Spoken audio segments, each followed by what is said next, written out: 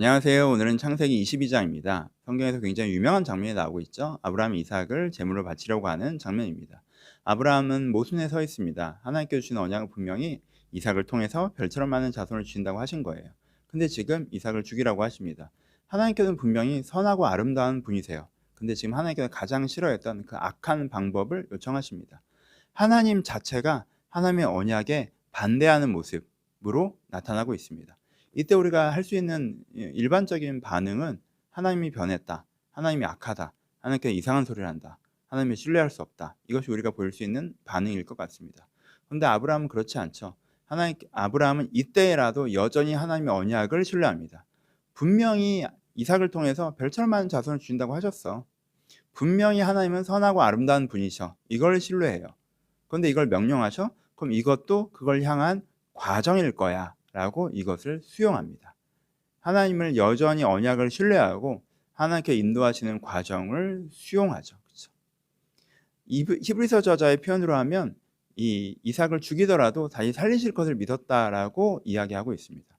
하나님께 분명히 이삭을 통해서 별처럼 많은 자손을 준다고 했더니 이건 안 흔들려. 근데 번제로 바치라고 한다고? 그럼 죽어도 다시 살리시겠네. 그것이 나와 이삭에게 의미가 있겠지. 이렇게 아브라함은 받아들인다는 거예요. 그렇죠?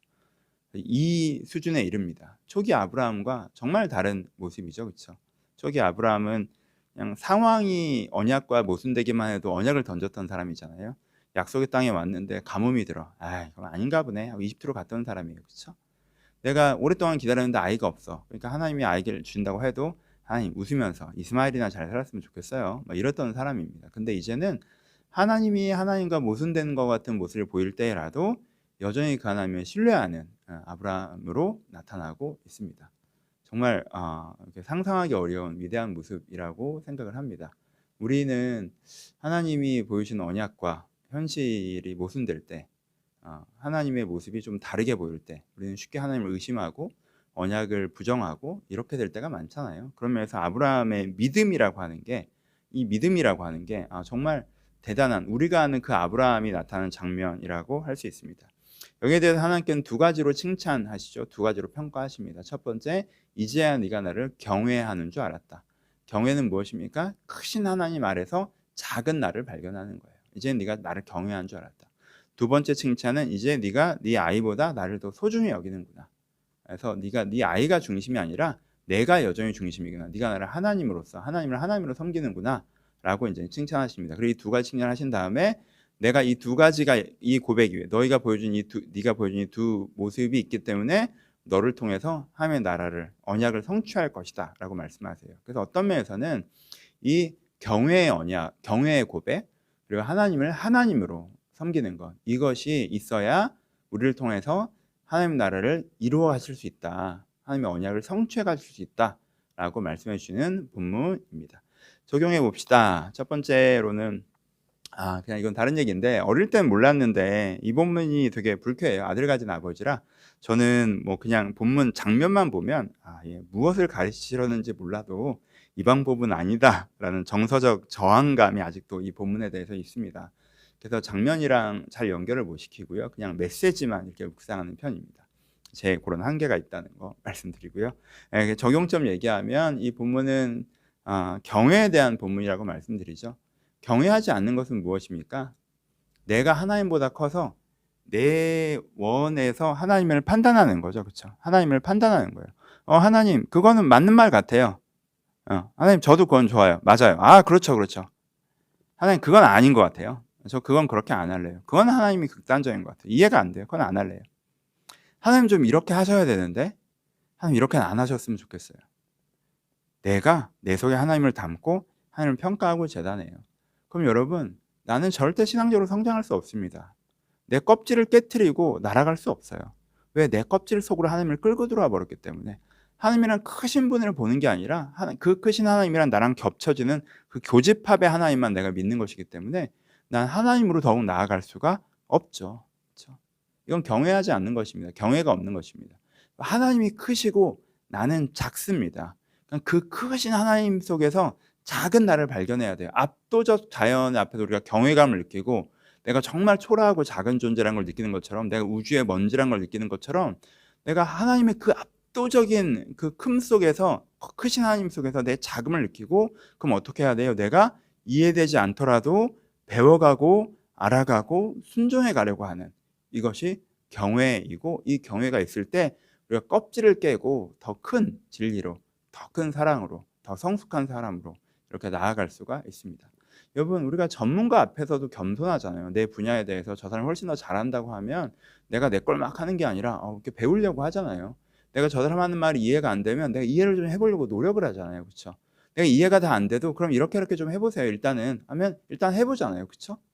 그게 경외까지도 아닌 겸손이잖아요. 근데 어떤 면에서 우리가 하나님 앞에 이 겸손조차 없을 때가 되게 많이 있습니다. 그렇죠? 그래서 우리 가운데 이 경외가 필요하다. 우리 하나님을 경외할 때 하나님이 내 속에서 크게 일하실 수 있다라는 것을 본문을 통해서 묵상해 보셨으면 좋겠습니다. 두 번째, 우상 숭배에 관한 것이죠. 여러분, 내가 하나님보다 소중히 여기는 것이 있으면 그것에 연동해서 하나님을 바라볼 수밖에 없습니다. 내가 아이가 가장 소중해요. 하나님보다. 그럼 그 다음엔 뭐가 중요해요? 우리의 가정의 행복이 중요하죠. 우리의 가정 행복이 중요하면 뭐가 중요해요? 돈이 중요하죠. 여가 시간이 중요하죠. 아이의 진로가 중요하죠. 장래가 중요하죠. 아이가 행복한 게 중요하죠. 그렇죠? 그렇게 되면 그것으로 되게 많은 부분이 이미 결정되죠. 그 결정된 하부 구조 속에서 하나님, 그러니까 이렇게 해주셔야죠. 그렇게 안 하시면, 내 가족의 행복이나 이런 걸 방해하시는 것 같으면 하나님이 나의 적이죠. 하나님한테 실망하고, 하나님 그건 아닌 것 같다고 하고. 그렇죠? 그러니까 이게 우상숭배라는 게, 내가 하나님보다 중요한 무엇인가에 있어서 그것이 나의 삶의 기준이 되어버리면, 여러분, 소중히 여기는 것과 기준이 되는 것과는 다르잖아요. 기준이 되어버리면 하나님을 통해 하나님이 내 인생에 일하시기도 어렵고 내가 하나님과 함께 일어나기도 어렵습니다. 그러니 기준은 하나님으로 세우셔야 돼요. 여러분들의 중심에 선악과가 세워져야 됩니다. 내가 하나님 믿긴 하지만, 하나님, 저는 어떤 라이프 스타일은 살아야 돼요. 저는 이 정도 행복해야 되고요. 저는 이래야 되고요. 저의 가정이 이렇고요. 제 미래가 이렇고요. 제가 하고 싶은 일은 이런 거고요. 저한테 좋은 건 이런 거고요. 라고 해버리면 사실 내가 그 틀 속에 갇혀서 하나님께서 내 인생에 해나가신 큰 것들을 따라가고 순종하고 경험해가고 배워갈 수 없다는 거예요. 여전히 그게 나를 껍질 안에 가둔다라는 것입니다. 그래서 여러분들 이것들을 내려놓고 하나님의 큰 그림을 배워가는 것이 필요하다라는 것이 오늘 본문에 담겨있는 메시지입니다. 아브라함은 이 수준을 보여줍니다. 아브라함이 이 수준을 보여줬기 때문에 우리가 아는 그 아브라함, 믿음의 조상의 모습을 보여주고요. 우리가 정말 이 아브라함의 수준만큼 되어서 우리 하나님을 경외할 때, 그리고 우리가 하나님으로 섬길 때 우리를 통해 하나님의 크신 일들이 일어나기 시작할 것이라고 생각합니다.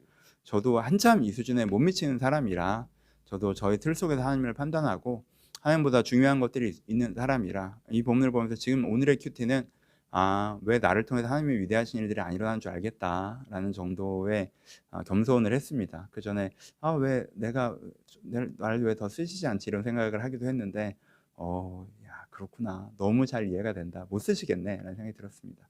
제가 조금 더 제 생각을 내려놓고 껍질을 깨고 하나님을 경외하고 하나님으로 섬겨가는 사람이 되었으면 좋겠습니다. 여러분들도 우리가 아직 그 수준에 한참 못 미치지만 차근차근 그렇게 되어갔으면 좋겠다라는 고백을 함께 나눕니다. 말씀을 읽으시면서 또 다른 많은 은혜들이 있으셨으면 좋겠습니다. 감사합니다.